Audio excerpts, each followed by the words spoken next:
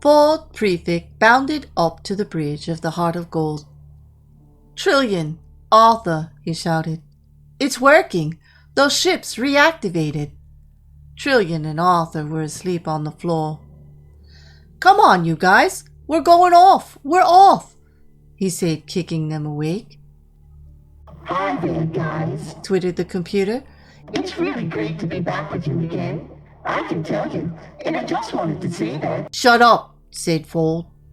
"Tell us where the hell we are." "Frog Star World B, and man, it's a dump," said Zaphod, running onto the bridge. "Hi, guys. You must be so amazingly glad to see me you don't even find words to tell me what a cool fruit I am."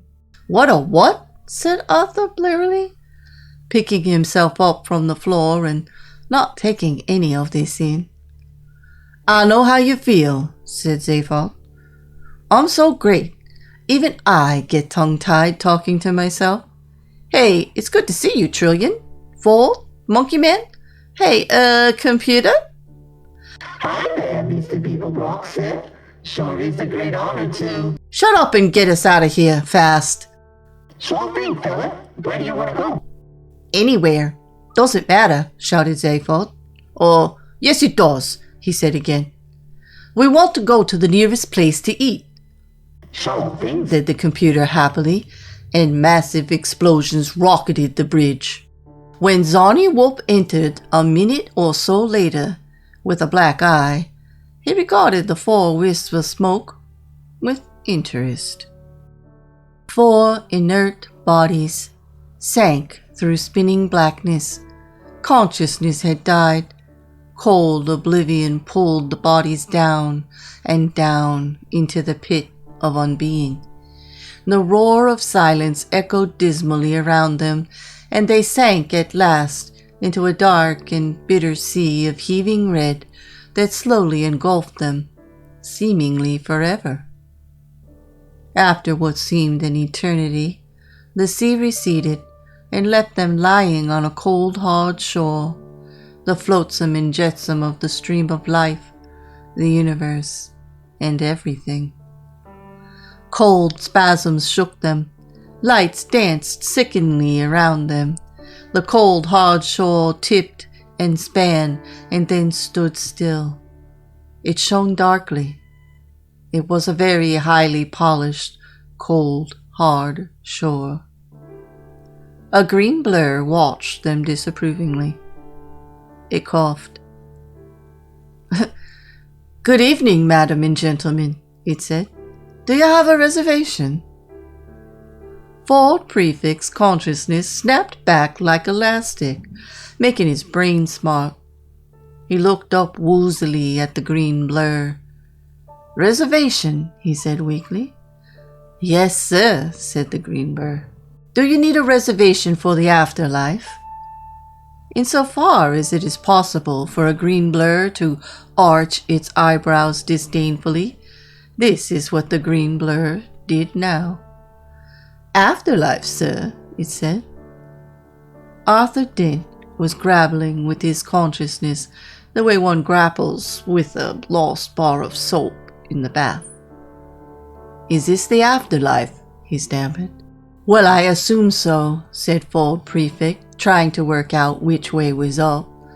He tested the theory that it must lie in the opposite direction from the cold, hard shore on which he was lying, and staggered to what he hoped were his feet. "I mean," he said, swaying gently, "there's no way we could have survived that blast, is there?" "No," muttered Arthur. He had raised himself on his elbows, but it didn't seem to improve things, so he slumped down again. "No," said Trillion, standing up. "No way at all." A dull, hoarse, gurgling sound came from the floor. It was Zaphod Beeblebrox attempting to speak. "I certainly didn't survive," he gurgled. "I was a total goner. Wham, bang, and that was it." "Yeah, thanks to you," said Ford. "We didn't stand a chance. We must have been blown to bits. Arms, legs, everywhere." "Yeah," said Zaphod, struggling noisily to his feet. If the lady and gentlemen would like to order drinks, said the green blur, hovering impatiently beside them.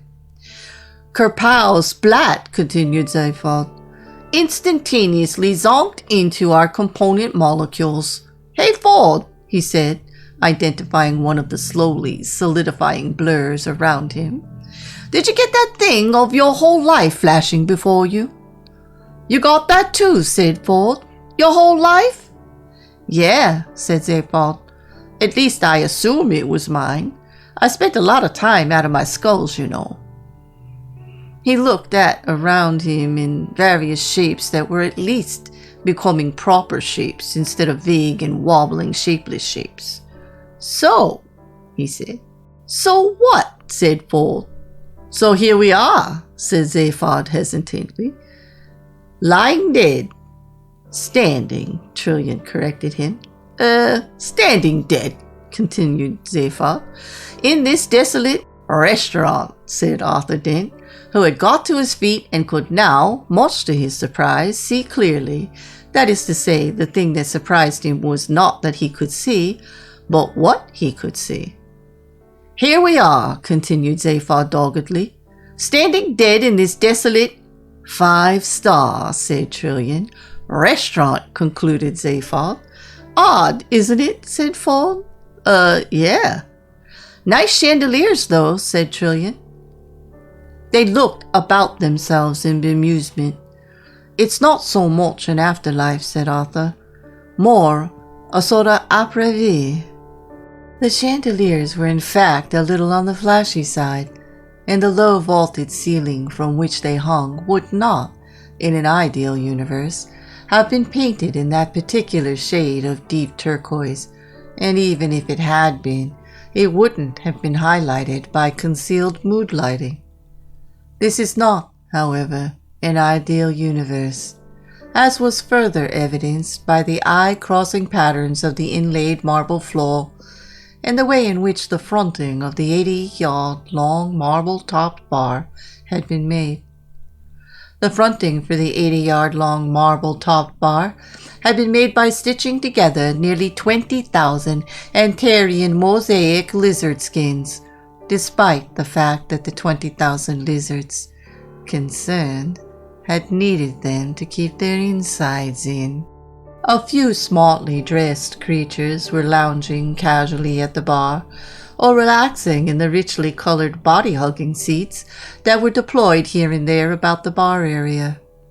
A young Vilherg officer and his green, steaming young lady passed through the large smoked glass doors at the far end of the bar and into the dazzling light of the main body of the restaurant beyond. Behind Arthur was a large curtained bay window. He pulled aside the corner of the curtain and looked out at a landscape which, under normal circumstances, would have given Arthur the creeping horrors. These were not, however, normal circumstances, for the thing that froze his blood and made his skin try to crawl up his back and off the top of his head was the sky. The sky was... An attendant flunky politely drew the curtain back into place. All in good time, sir, he said. Zaphod's eyes flashed. Hey, hang about, you dead guys, he said. I think we're missing some ultra-important thing here, you know. Something somebody said and we missed it. Arthur was profoundly relieved to turn his attention from what he had just seen. He said, I said it was sort of après. Yeah, and don't you wish you hadn't, said Zaphod. Ford? I said it was odd. Yeah, shrewd but dull. Perhaps it was. Perhaps, interrupted the green blur, who had by this time resolved into the shape of a small, wizened, dark-suited green waiter. Perhaps you would care to discuss the matter over drinks. Drinks, cried Zaphod. That was it. See what you miss if you don't stay alert. Indeed, sir, said the waiter patiently. If the lady and gentlemen would care to order drinks before dinner. Dinner? Zaphod exclaimed with passion. Listen, little green person. My stomach could take you home and cuddle you all night for the mere idea. And the universe, concluded the waiter, determined not to be deflected on his home stretch, will explode later for your pleasure. Ford's head swiveled towards him. He spoke with feeling. Wow, he said. What sort of drinks do you serve in this place? The waiter laughed, a polite little waiter's laugh. Ah, he said, I think sir has perhaps misunderstood me. Oh, I hope not, breathed Ford. The waiter coughed, a polite little waiter's cough. It is not unusual for our customers to be a little disoriented by the time journey, he said. So if I might suggest... Time journey, said Zaphod. Time journey, said Ford. Time journey, said Trillian. You mean this isn't the afterlife, said Arthur. The waiter smiled, a polite little waiter's smile. He had almost exhausted his polite little waiter repertoire and would soon be slipping into his role of a rather tight-lipped and sarcastic little waiter. Afterlife, sir, he said. No, sir. And we're not dead, said Arthur.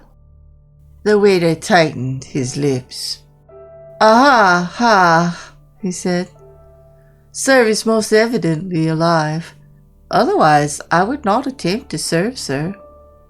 In an extraordinary gesture, which is pointless attempting to describe, Zaphod Beeblebrox slapped both his foreheads with two of his arms and one of his thighs with the other. Hey guys, he said, this is crazy. We finally did it. We finally got to where we were going. This is Milliways. Yes, sir, said the waiter, laying on the patients with a trowel. This is Milliways, the restaurant at the end of the universe. End of what? Said Arthur. The universe, repeated the waiter, very clearly and unnecessarily distinctly. When did that end? Said Arthur. In just a few minutes, sir, said the waiter. He took a deep breath.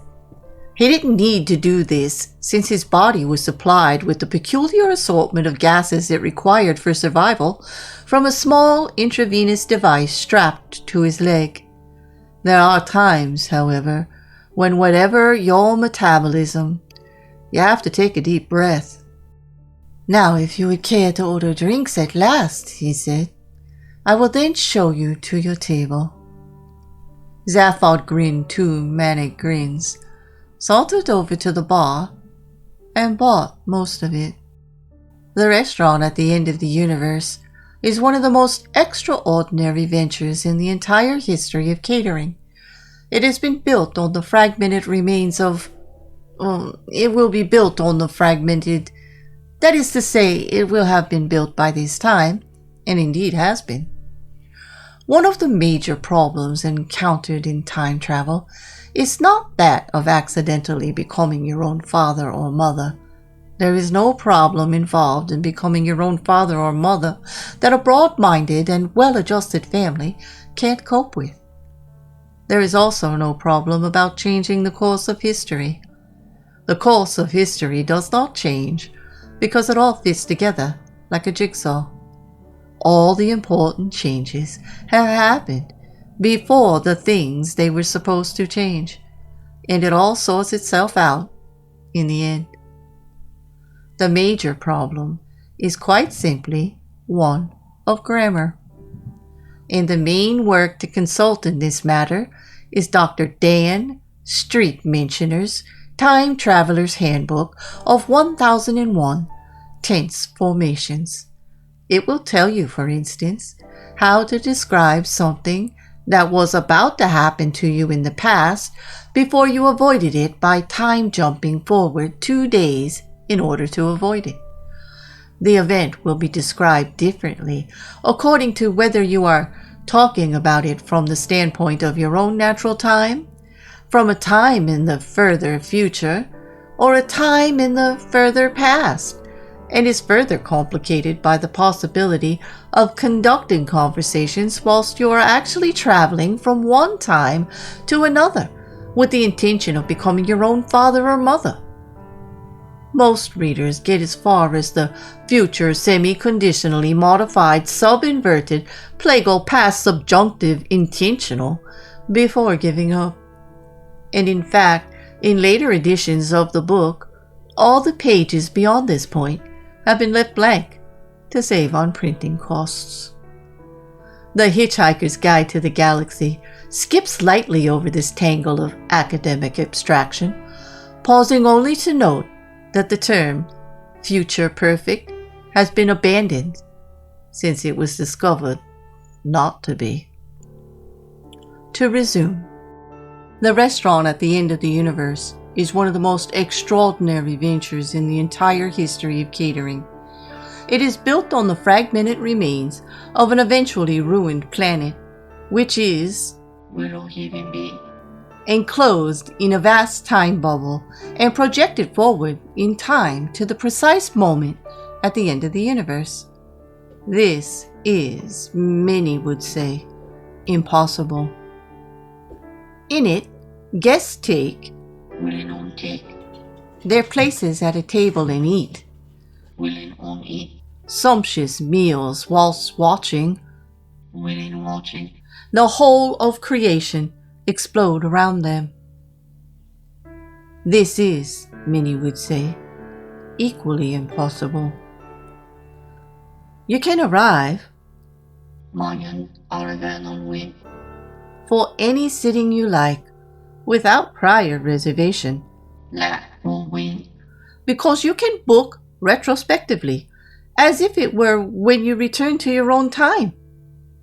You can have a book having to fall win, personal and returning with it, retro home. This is, many would now insist, absolutely impossible. At the restaurant, you can meet and dine Mayan meet and call with diamond on wing, with a fascinating cross-section of the entire population of space and time. This, it can be explained patiently, is also impossible. You can visit it as many times as you like, Mayan on visit, re-on visiting, and so on. For further things corrections, consult Dr. Street Venture's book. and be sure of never meeting yourself because of the embarrassment this usually causes. This, even if the rest were true, which it isn't, is patently impossible, say the doubters. All you have to do is deposit 1 penny in a savings account in your own error, and when you arrive at the end of time, the operation of compound interest means that the fabulous cost of your meal has been paid for. This, many claim, is not merely impossible, but clearly insane, which is why the advertising executives of the star system of Bas-le-Bon came up with this slogan. If you've done 6 impossible things this morning, why not round it off with a breakfast at Milliways, the restaurant at the end of the universe? I hope you'll join us at the restaurant at the end of the universe when the next chapter drops very soon.